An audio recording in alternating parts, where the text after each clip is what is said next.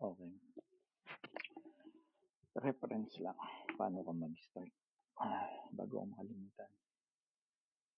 Um, First of all, kailangan ko maghanap ng impulse. Yan ang number one. Impulse. And then from impulse, maghanap ako ng decent na support resistance and pullback. Like, meron dito, pero hindi decente. Ito mas decent one. Because this is almost perfect. Right? Yan ang decent.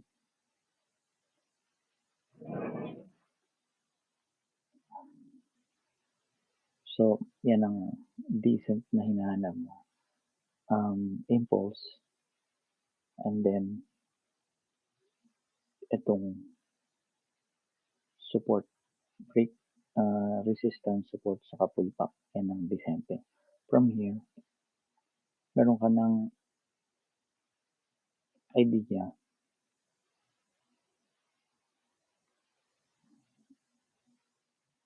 kung paano mag-work yung trend mo. Idea pa lang yan. Hindi ibig sabihin kaya kasi pwedeng bumaba yan. Pero, itong EMA mo, open pa yan. Malaking open yan.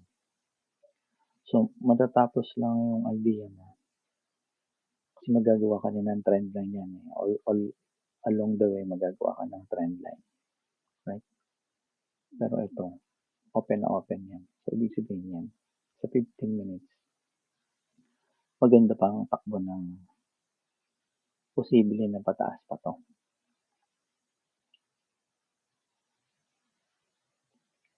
Magsasara lang yan pag itong red mo. Right? And then itong yellow.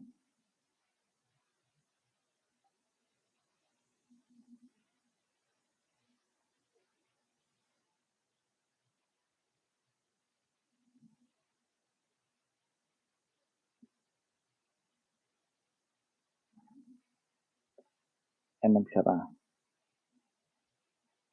Mag-create yan ng high dito bago magsara yan. Okay? And then downtrend ka na dyan.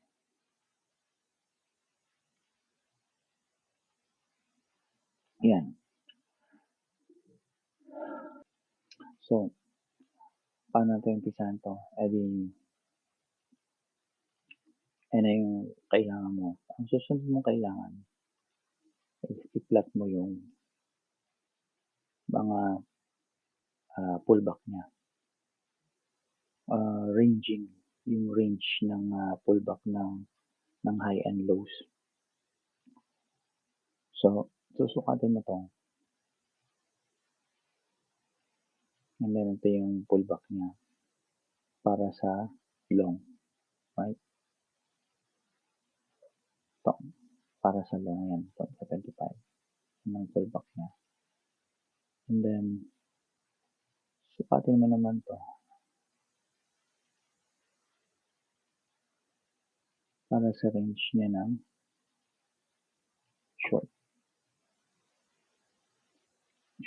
So, gagawin natin ito ng resistance ranging. Saka ito, gagawin natin support ranging. Yan ang range natin.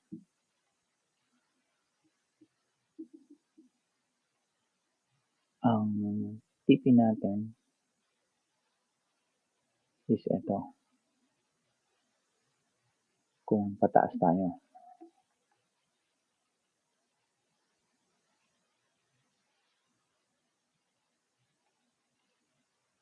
Ito. Yan ang target mo. Okay? So, kung gagawin natin to,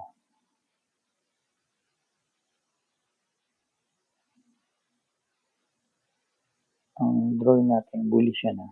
Drawing natin would be go up, You go pull back and you go here and bounce there and then mahit mo yung point. Pero hindi isang ganyan yan.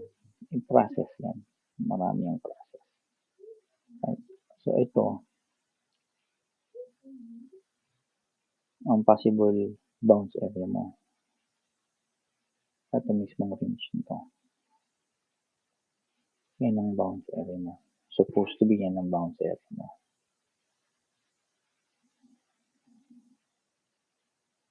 Pero kaya range, yan kaya, anong range yan. So how do we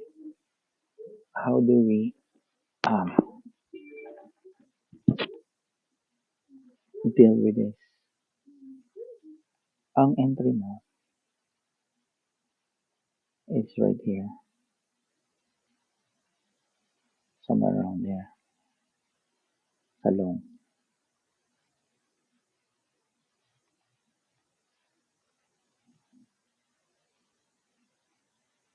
Continuous long.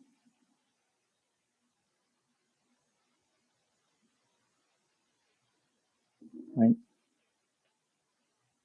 So, naka-in ka na dyan. Stop loss. Of course. Yung stop loss mo, somewhere along dito sa middle.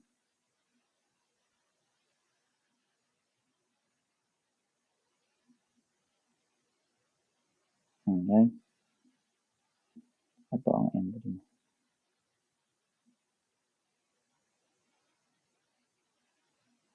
Entry. Yan. Yan. Long term. So, kung yun natin to, nakahit ka na ng another low doon. Right? So, tama pa din tong range mo. It's either mag-DCA ka dyan.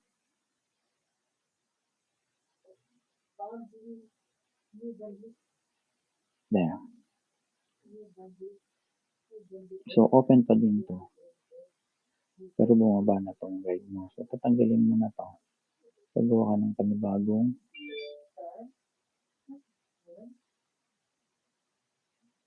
parallel point. Mas lower.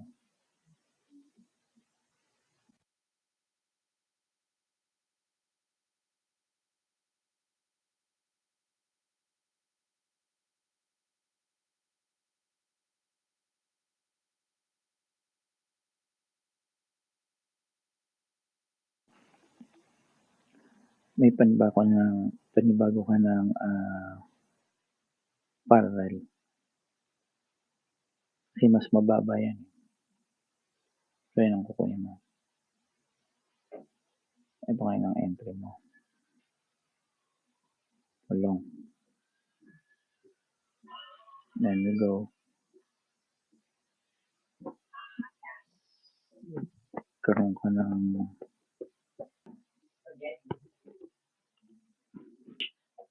meron ka na uling mas mababa dito. So, galing mo na yan. Galing mo na yan. Ito ang galing mo. Yan ang area mo ng long. Ito ang target mo. Ito ang stop loss mo. Okay? Stop. Bumaba na naman yan. Lagi pa naman sa stop loss mo. So, baba mo lang ito. Yan.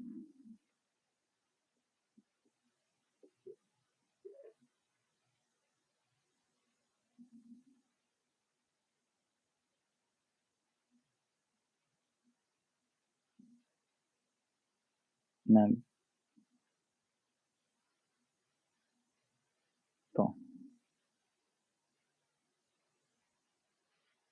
Tingnan natin ito.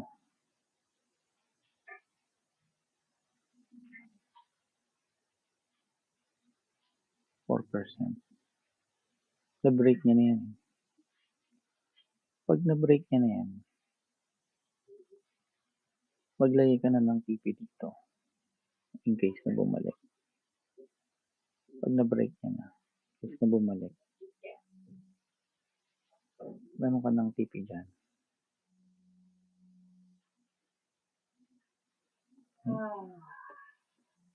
Tulad nito bumalik.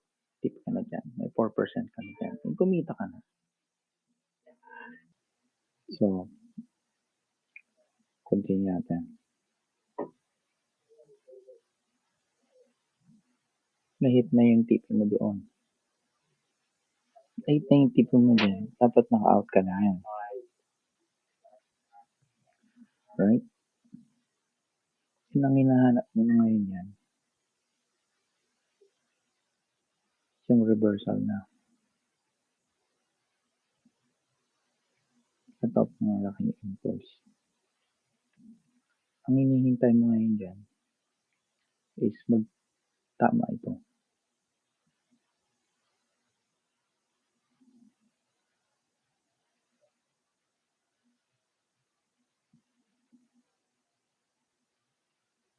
Yan, nagtama na siya.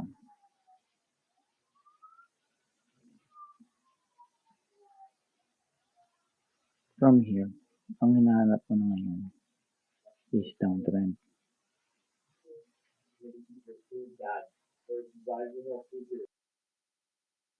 Lumiliit yan. Dapat paingat ng paingat yung pag-trade natin. Pero ito, na-hit na natin yan. So out na tayo yan. Hinahanap lang natin dito yung reversal.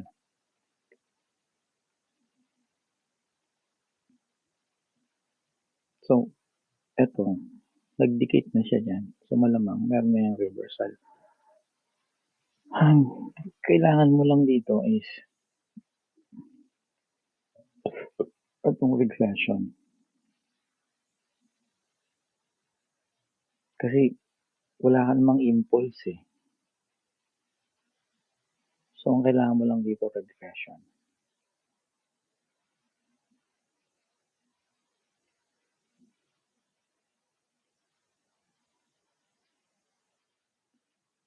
Wala kang malaking impulse. Right? Hindi katulad nito. Nagkaroon ka ng impulse. Meron kang consolidation. Ito, simple. Dito lang sa loob yan eh. Nag-up and then magda-down. So, ang target mo lang dito is humanap ka lang ng dito. Continuous long, short.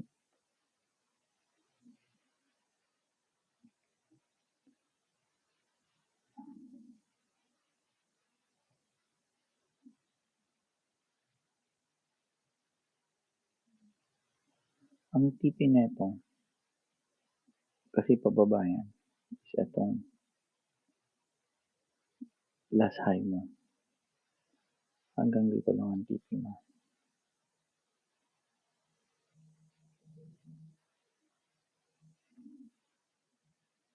Yan lang ang target mo.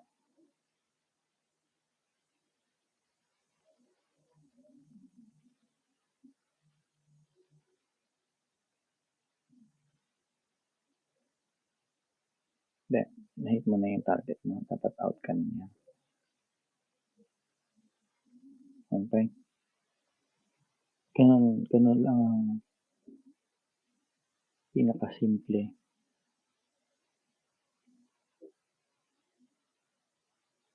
na technical analysis.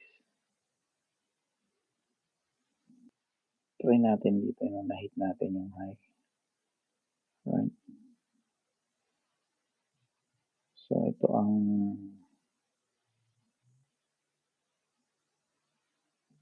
resistance mo. Ito yung support. Ang hinahanap natin dito yung bearish. Ito yung descente. Descente, ayan.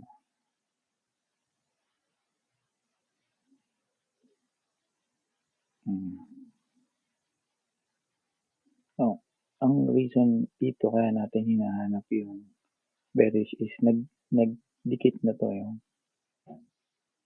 halos nagdikit na lumiit na yung distansya nila sa dalawa. right? And then, pinaka-high na yan, yung sumunod. High, tapos yung sumunod, hindi niya na, tutulad nito, hindi niya na lagpasan, no? Di ba? So, tapos nagdikit na yan. Yan ang reason natin para kaya tayo naghahanap ng short. Ngayon, ito yung decent na pullback niya. Dito tayo magme-measure ngayon ng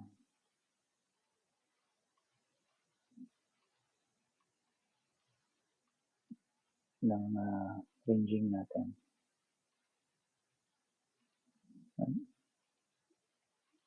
So, ito yung range mo ng resistance.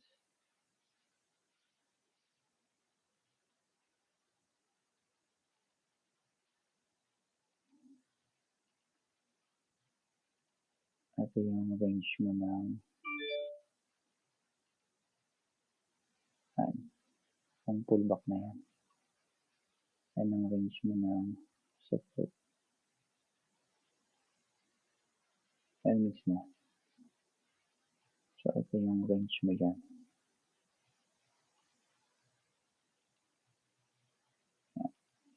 Supposed to be, dyan siya magbabounce. Pero as nakikita mo naman dito, hindi effective, di ba? Kaya ang range niya ng bounce dapat, sa loob dapat na yan. So, ang gagawin mo na lang yan is, kuha ka ng regression. Kunin mo lang yung pinakamababa. Yan. Then, gawin mo yung guide. Para makagawa ka nitong parallel. Adjust mo na lang sa high and then sa low. Guide lang yun. Yan. So, ito ngayon ang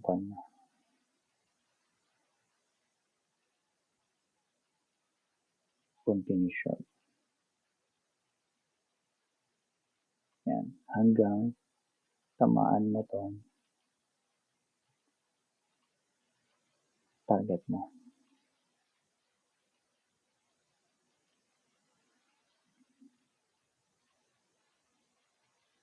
Yan.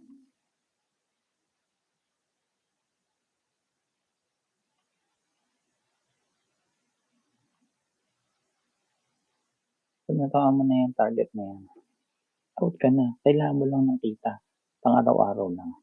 15 minutes lang yan. Diba? So, saan ka nag-umpisa? Dito sa Vicente.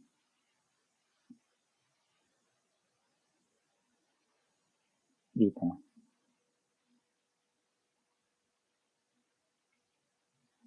Ito ka nag-umpisa.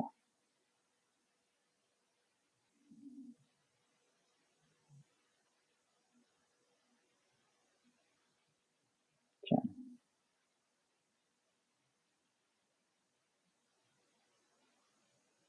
Doon. Diba? Kasi, pullback na yan. Pullback yan, no? Pero hindi Vicente eh. Ayan. Mas maganda itong taas. Ayun. Vicente yan. So, dahil maliit na yan, short na hinanap natin dyan. Bearish. So, ito ang resistance. Ito ang ating support. And then, ito ang ating pullback.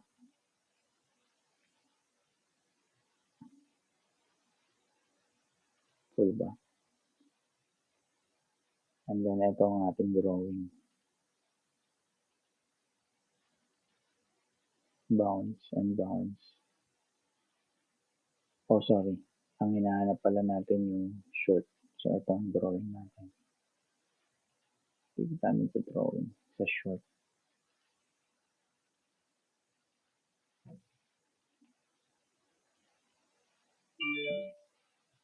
Yan. Yun. And then bounce. And then hanggang 1.6. Yan ang drawing natin. And then, ang guide natin, ito. Dito. Ayan ang guide natin. For now, wala pang ibang point eh. So, yan ang guide natin. So, dito ang trade natin.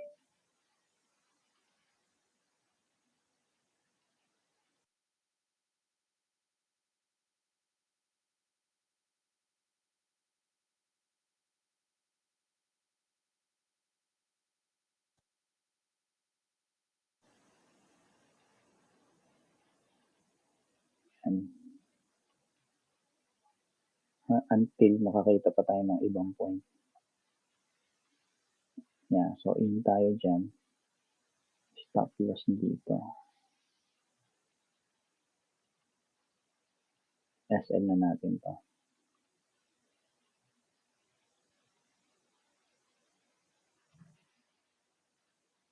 Bomble!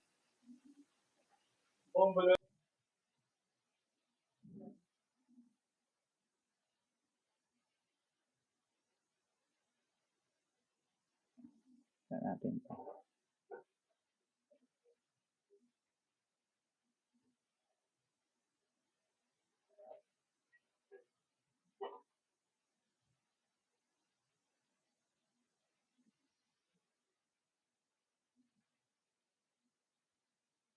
Na-hit pa din.